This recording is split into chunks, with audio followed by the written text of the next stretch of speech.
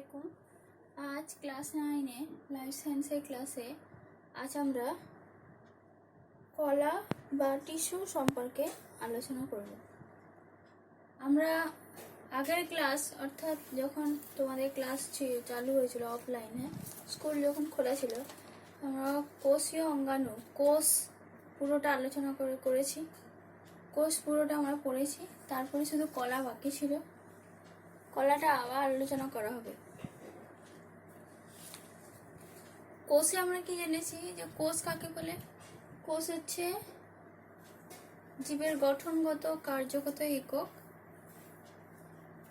সে কি করছে যে সজীব প্রোটোপ্লাজম সমন্বিত এবং কি না নিজে প্রজননশীল স্বপ্রজননশীল সজীব প্রোটোপ্লাজম সমন্বিত জীবদেহের গঠনগত কার্যগত একককে বলা হয় কোষ।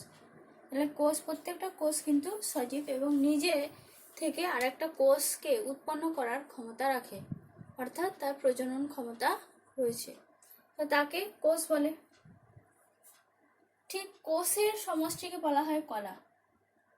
মানে কোষ যেভাবে উৎপত্তি লাভ করেছে, কলাও সেইভাবে, মানে সমভাবে উৎপত্তি লাভ, উৎপত্তিগতভাবে একই। কারণ কোষের সমষ্টি হচ্ছে কলা, তার মানে উৎপত্তিগতভাবে একই। কোষের সমষ্টিকে বলা হয় কলা। এগুলো একটা যদি কোষ হয়, তাহলে অনেকগুলো কোষ যখন পাশাপাশি অবস্থান করবে, একে একটা কি বলবো আমরা? কলা বা টিস্যু।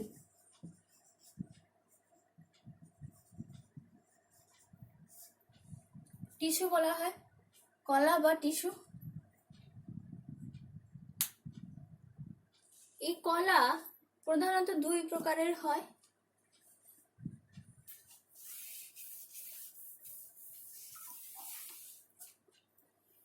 কলা বা টিস্যু প্রধানত দুই প্রকারের হয়। এক হচ্ছে কি উদ্ভিদ কলা,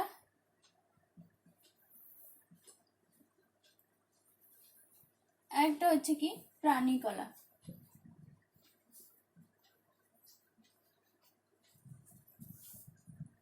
উদ্ভিদ কলাকে তার বিভাজন ক্ষমতার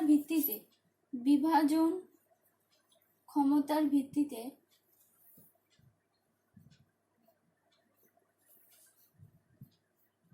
দুভাগে ভাগ করা হয়। একটা হচ্ছে কি ভাজক কলা, আর একটা হচ্ছে স্থায়ী কলা।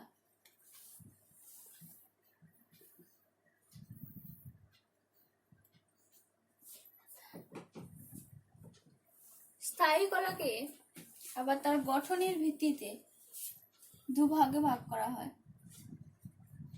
গঠনের ভিত্তিতে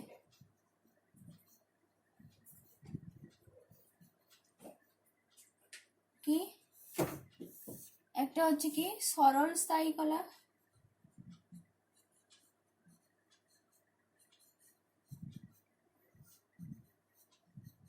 আর হচ্ছে জটিল স্থায়ী কলা।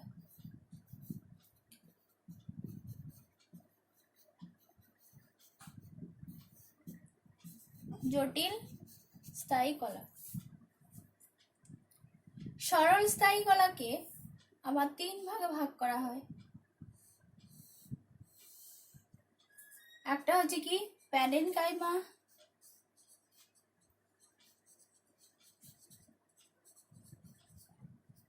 কোলেনকাইমা,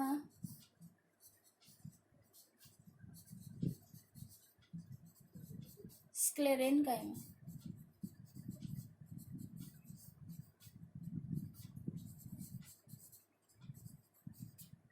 আর জটিল স্থায়ী কলাকে দুভাগে ভাগ করা হয়, জাইলেম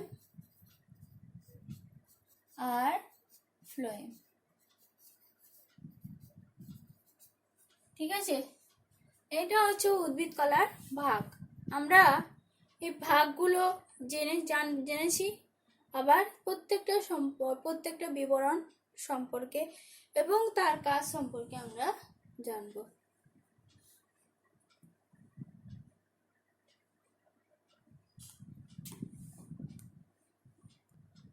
প্রথমে আমরা আসবো ভাজক কলা সম্পর্কে। ভাজক কলা কাকে বলে?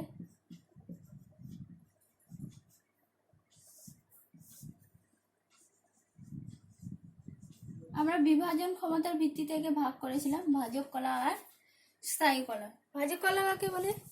না, একই আকার একই আকৃতি সম্পন্ন পাতলা কোষ প্রাচীর বিশিষ্ট, হ্যাঁ, আকার একই আকৃতি সম্পন্ন, মানে ভাজক কলা কোষের আকৃতিগুলো কিন্তু একই রকমের, একই আকৃতি সম্পন্ন পাতলা কোষ প্রাচীর বিশিষ্ট, সর্বদা বিভাজনে সক্ষম, হ্যাঁ, সর্বদা বিভাজনে সক্ষম তরুণ কোষ সমষ্টিকে বলা হয় কি?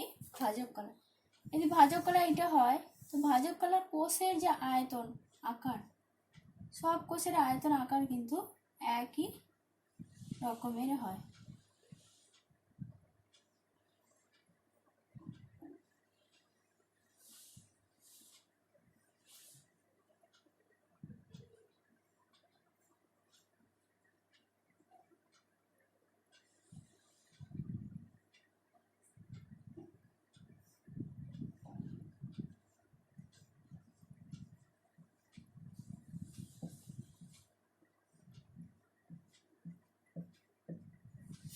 তো একই আকার আয়তন বিশিষ্ট বিভাজনে সক্ষম, মানে উদ্ভিদের বর্ধনশীল অঞ্চলগুলোতে, হ্যাঁ, সেগুলোতে থাকে বিভাজনে সক্ষম তরুণ কোষ সমষ্টিকে বলা হয় কি? ভাজক কলা। এই ভাজক কলার কি কি বৈশিষ্ট্য সেগুলো আমরা জানবো।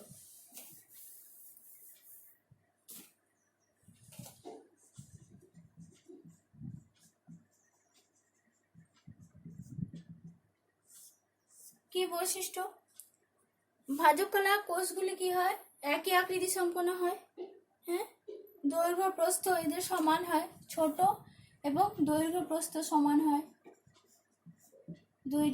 দৈর্ঘ্য ও প্রস্থ সমান।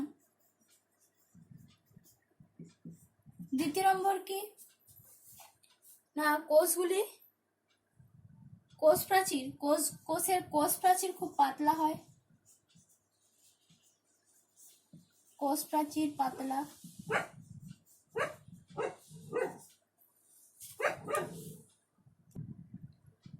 এদের কোষ প্রাচীর হচ্ছে কি? পাতলা, হ্যাঁ। এই কোষগুলি ফাঁকা ফাঁকা ভাবে অবস্থান করে না, ঘন সন্নিবিষ্ট ভাবে অবস্থান করে। কোষগুলি ঘন সন্নিবিষ্ট ভাবে অবস্থান করে।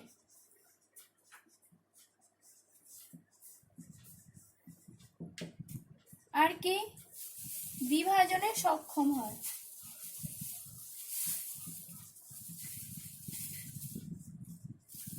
বিভাজনে সক্ষম এবং নিউক্লিয়াস সুস্পষ্ট। বিভাজনে সক্ষম হয় যে নিউক্লিয়াসটা সুস্পষ্ট দেখা যায়, নিউক্লিয়াস সুস্পষ্ট।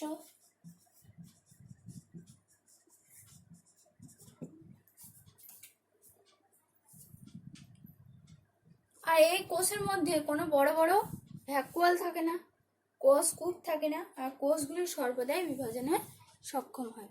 এরপর এই কোষগুলি কোথায় অবস্থান করে? এর অবস্থান কোথায়? বিভাজনে সক্ষম উদ্ভিদের বিভাজনে মানে যে অঙ্গগুলো বর্ধিত হয়, সেই বর্ধিত অঙ্গগুলোতে অবস্থান করে, মানে ডগায়, কচি পাতায় অবস্থান কোথায় করে? উদ্ভিদের বর্ধনশীল অঙ্গগুলোতে, উদ্ভিদের বর্ধনশীল অঙ্গ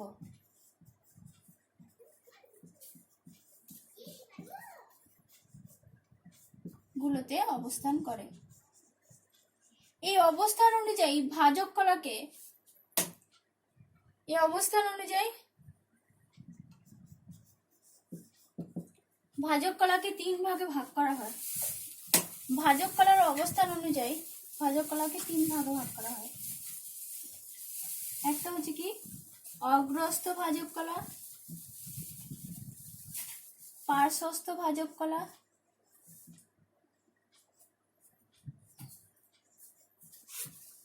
আর হচ্ছে কি? নিবেশিত ভাজক কলা।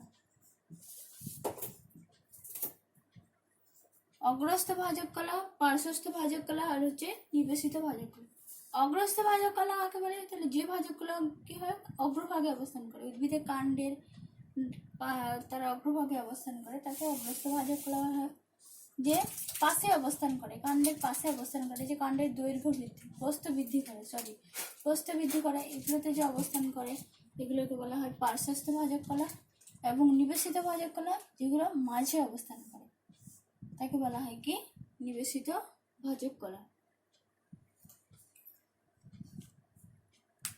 নেক্সট আমরা ভাজক কলা সম্পর্কে জেনেছি এবং এই ভাজক কলার কাজ কি? ভাজক কলার কাজ, যেহেতু ভাজক কলা কি না বিভাজনে সক্ষম, ওই জন্য মাইটোসিস পদ্ধতিতে কোষের সংখ্যা বৃদ্ধি ঘটায়, উদ্ভিদের নতুন অঙ্গে সূত্রপাত ঘটায়, আর কি করে ফুল ফল সৃষ্টিতে সাহায্য করে। আর কি না ভাজক কলা যখন সে তার বিভাজন ক্ষমতা হারিয়ে ফেলে তখন কি হয় না সেটা স্থায়ী কলায় পরিণত হয়।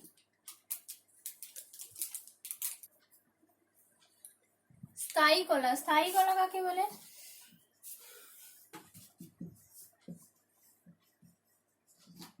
না ভাজক কলা যখন বিভাজন ক্ষমতা, ভাজক কলা যখন তার বিভাজন ক্ষমতা হারিয়ে ফেলে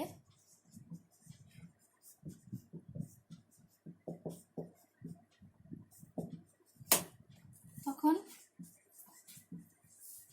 সেটা স্থায়ী কলায় রূপান্তরিত হয়।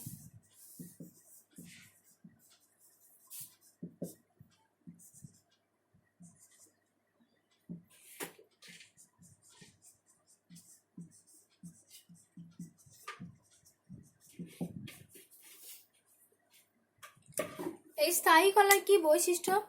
বিভাজন ক্ষমতা, ভাজক কলা থেকে উৎপন্ন বিভাজনে অক্ষম এরকম পরিণত কলাকে বলা হয় কি স্থায়ী কলা। মানে পরিণত যখন কি দেখা যায় না একটা কাণ্ড বা ডাল বা পাতা যখন পরিণত হয়ে যায় সেটা তার যে যতটা বৃদ্ধি হওয়ার ক্ষমতা যতটা বৃদ্ধি হয় তার থেকে আর বৃদ্ধি হয় না, যতটা বৃদ্ধি হওয়ার আছে ততটা বৃদ্ধি হয়, আর বৃদ্ধি হয় না, তখন কি হয় ওই জায়গায় কি হয় না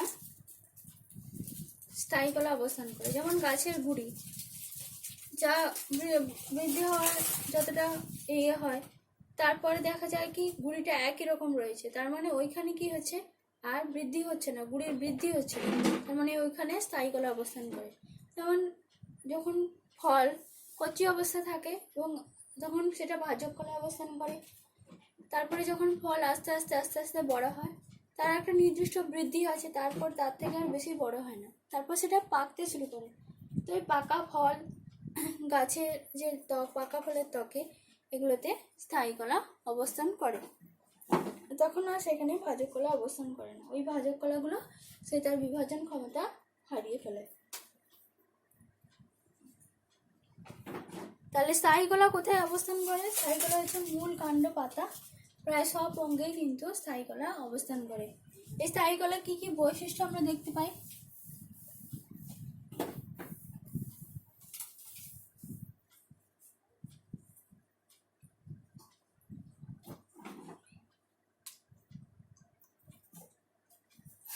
স্থায়ী কলার কোষ প্রাচীর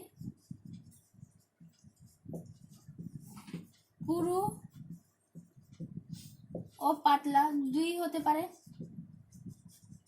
আর এই কোষগুলি কি হয় বিভাজনে অক্ষম হয়, মানে এই কোষগুলি কোনো কোষ সজীবও থাকে, কোষগুলি কি হয় সজীব অথবা মৃত হয়, সজীব বা মৃত হয়। আর কি হয় না এই কোষগুলির মধ্যে ভ্যাকুয়াল থাকে, কোষের মধ্যে যে কোষ যেহেতু বিভাজন ক্ষমতা হারিয়ে ফেলছে এখানে বেশি ভ্যাকুয়াল দেখা যায়,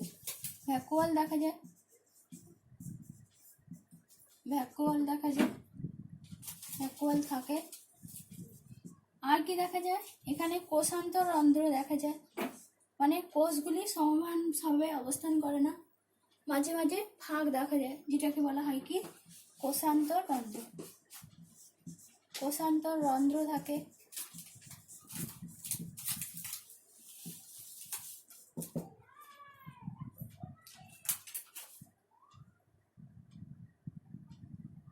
আর কোষগুলোতে কি হয় না, সুস্পষ্ট নিউক্লিয়াস দেখা যায় না।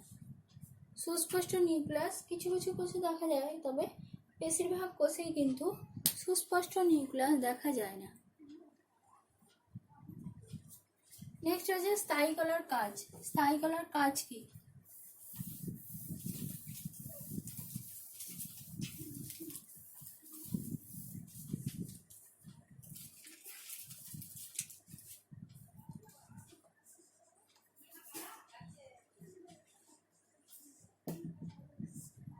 স্থায়ী কলার কাজ, স্থায়ী কলা হচ্ছে উদ্ভিদের দৃঢ়তা প্রদান করে। উদ্ভিদের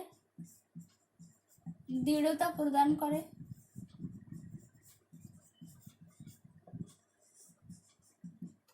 আর কি করে? খাদ্য উৎপাদনে সাহায্য করে। এটা হচ্ছে কমন কাজ, সমস্ত স্থায়ী কলার কমন কাজ কিন্তু খাদ্য উৎপাদনে সাহায্য করা, খাদ্য সঞ্চয় করা,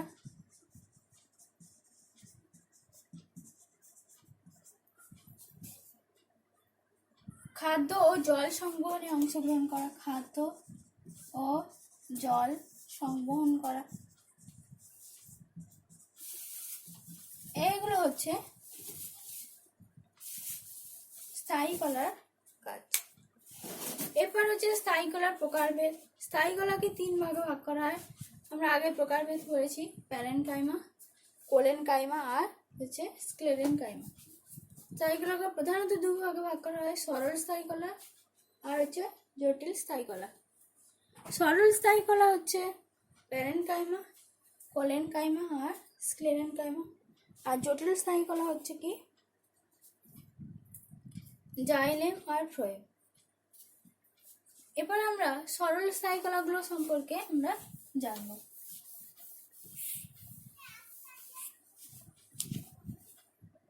সরল স্থায়ী কলা প্যারেনকাইমা।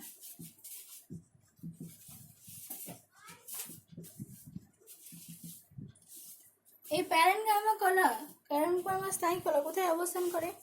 মূল কাণ্ড পাতা অবস্থান করে। এবং কি হয় না, এইগুলোর অস্থিমজ্জা, এগুলোর কি হয় না মজ্জা এবং কর্টেক্স আর এপিডার্মিসে অবস্থান করে। এপিডার্মিস মানে যে ত্বকটা, খসখসে ত্বকটা, যেমন ভুট্টা বীজে আমরা দেখেছিলাম, ভুট্টা বীজে যে উপরে খসখসে যে লেয়ারটা থাকে, যেটা শস্য আর মানে শস্য আর ভ্রূণ থেকে আলাদা করে, সেই স্তরটাকে বলা হয় কি এপিডার্মিস স্তর। তো এইগুলোতে কি প্যারেনকাইমা অবস্থান করে। প্যারেনকাইমার কি বৈশিষ্ট্য?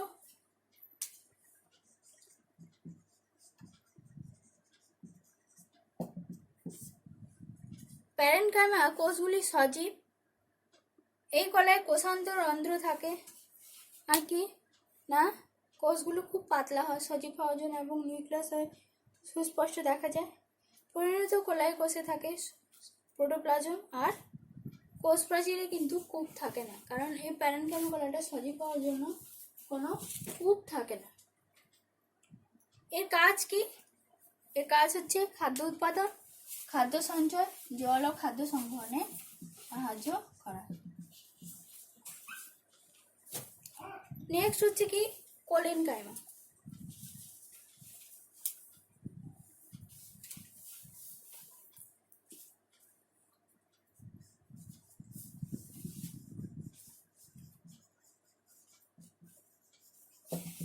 কোলেনকাইমা কলা। কোলেনকাইমা কলা কোথায় অবস্থান করে না, এটি দ্বিবীজপত্রী উদ্ভিদের কাণ্ডের ত্বকের নিচে আর পাতার মধ্যশিরা, পত্রবৃন্তে, এগুলোতে পুষ্পবৃন্ত, এগুলোতে অবস্থান করে। এই কলার কোষগুলি কি হয় সজীব হয়, কোষান্তরন্ধ্র থাকে, আবার নাও থাকতে পারে। কোষগুলি কি হয় না, যেহেতু কোষান্তরন্ধ্র থাকে না, তাহলে কোষ প্রাচীর পাতলা হবে, এখানে কোপ থাকে না, পরিণত কোষে প্রোটোপ্লাজম অবস্থান করে। এই কলার কাজ কি? এই কলার কাজ হচ্ছে দৃঢ়তা প্রদান করা, ক্লোরোপ্লাস্ট থাকলে খাদ্য প্রস্তুত করা, এবং এগুলো হচ্ছে তার প্রধান কাজ।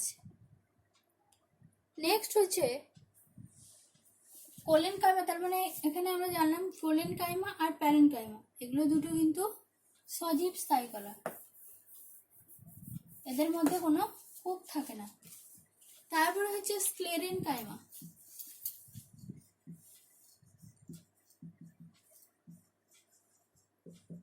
স্ক্লেরেন কাইমা,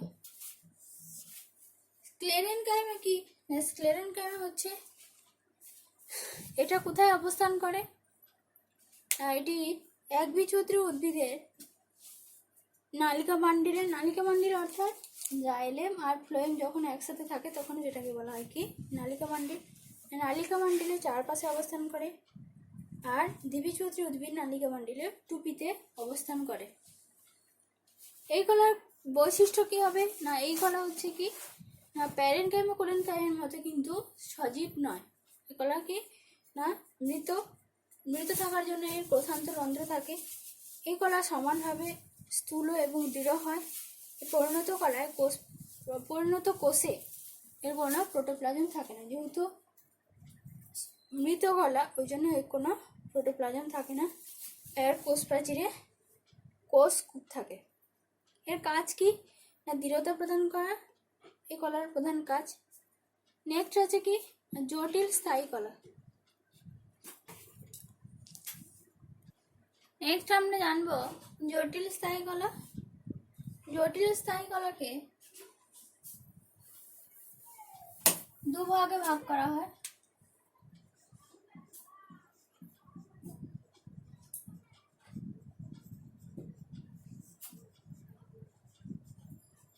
একটা হচ্ছে কি জাইলেম, আর একটা হচ্ছে কি ফ্লোয়েম।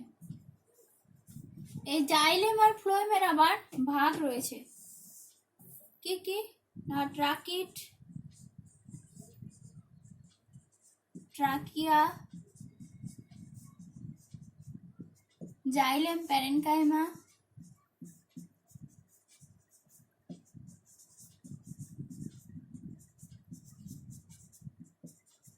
আর জাইলেম তন্তু। এই জাইলেমকে ঊর্ধ্বমুখী সংবহন কলা বলা হয়। ঊর্ধ্বমুখী কারণ এই জাইলেম কি করে মাটি থেকে খনিজ লবণ শোষণ করে কি হয় না খাদ্য তৈরির জন্য পাতায় দেয়। ওই জন্য যেহেতু উপরের দিকে নিচ থেকে উপরের দিকে যাচ্ছে, ওই জন্য একে বলা হয় কি ঊর্ধ্বমুখী সংবহন কলা।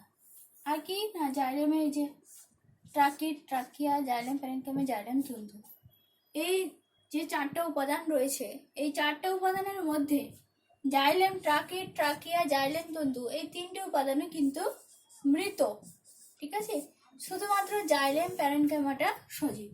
ওই জন্য এই যে তিনটি উপাদান মৃত আর যে জাইলেম প্যারেনকাইমা সজীব, ওই জন্য এই কলাকে বলা হয় মৃত কলাও বলে। জাইলেমকে প্রশ্ন তোমাদের আসতে পারে জাইলেমকে কেন মৃত কলা বলা হয়? কারণ জাইলেমে যে বিভিন্ন উপাদান রয়েছে যেমন ট্রাকিট, ট্রাকিয়া, জাইলেম প্যারেনকাইমা, জাইলেম তন্তু, তাহলে জাইলেম প্যারেনকাইমা ছাড়া বাকি সমস্ত উপাদানই কিন্তু মৃত। ওই জন্য জাইলেমকে বলা হয় মৃত কলা।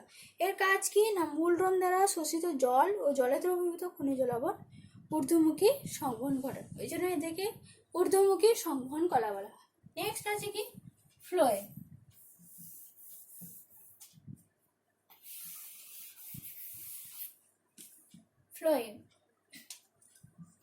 ফ্লোয়েমেরও জাইলেমের মতো উপাদান আছে, কি কি সিপনল,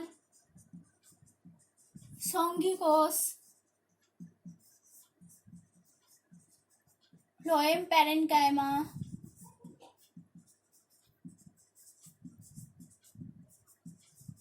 আর হচ্ছে ফ্লোয়েম তন্তু।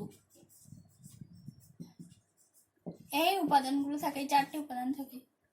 এই ফ্লোয়েম তন্তু বাদ দিয়ে, ফ্লোয়েম তন্তু ছাড়া আর ফ্লোয়েমের সমস্ত উপাদানই কিন্তু সজীব, সমস্ত উপাদান সজীব, শুধুমাত্র ফ্লোয়েম তন্তুটা কি হয় মৃত।